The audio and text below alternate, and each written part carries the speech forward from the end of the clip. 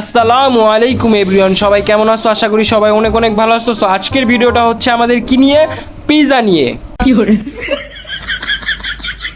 সত্যি বলতে কি, ফুটপাতের খাবারগুলো আপনি খেয়াল করে দেখবেন, যতগুলা ফুটপাতের ক্যান্টিনগুলো আছে ওইগুলোর মধ্যে আপনি রেস্টুরেন্ট, ক্যাফ এইগুলার চাইতে ফুটপাতের খাবারগুলা খেয়ে অনেক অনেক সন্তুষ্ট পাবেন, অনেক ভালো লাগবে। দেন এটার ফিলটা হচ্ছে অন্যরকম। অ্যান্ড ক্যাফ অ্যান্ড রেস্টুরেন্টের খাবারের ওইটার ফিলটা হচ্ছে অন্যরকম।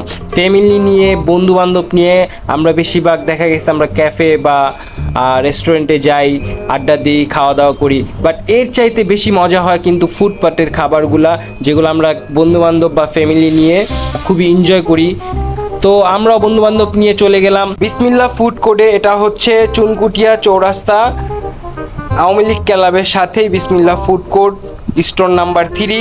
তো আমরা বন্ধুরা মিলে 2টা পিৎজা অর্ডার করে দিলাম।